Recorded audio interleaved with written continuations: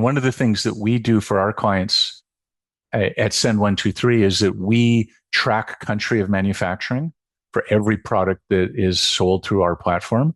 And then, you could do some sort of a like tactical audit, internal audit of where are all your supplies coming from around the world, and then start making decisions that diversify that, right? So if all of your stuff is coming from, let's say, Asia or from South America or from the USA, you'd be vulnerable to situations in those regions, whether it be man-made or natural or what have you, whatever kind of supply chain conflict or shocks happen, you would be vulnerable to those. So I would say the first one is to go in, do a self audit or bring in an expert to do that audit for you.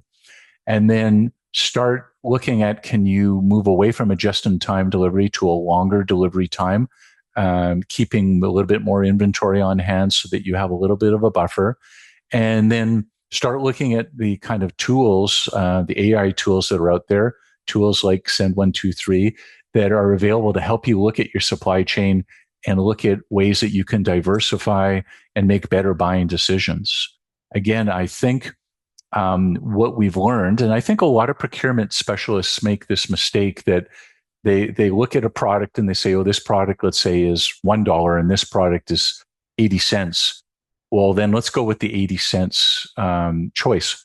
Well, but that's not always the best decision. Yes, it's 20% cheaper, but what if it is different payment terms, or maybe it's not the same quality, or maybe it doesn't have the same guarantee, or maybe it doesn't perform in the same environments, or maybe it takes longer for it to arrive and your capital is out for longer. So I think you have to look at best overall solution in supply chain. And I would argue that running an RFQ, RFP style of purchasing is actually hurting your business because it's driving everybody to the bottom, not driving to the best solution. And in my opinion, the way to do procurement in a stronger way is you shortlist maybe 2 or 3 vendors. It's not through an RFP. It's not through an RFQ. You shortlist a few vendors and you get really deep with those vendors and you really come up with the best possible solution as a collaborative approach. I would argue that a collaborative approach to procurement is a much stronger play than just looking at best price, because best price is not a long-term solution.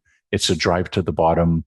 And ultimately it's going to be a drive to, inefficiency and higher costs. But we've now protected everybody's political situations or their jobs or their, because, oh no, we did a tender and we got these quotes and this was the cheapest price and I made the best decision. Well, okay, short-term thinking, not long-term thinking.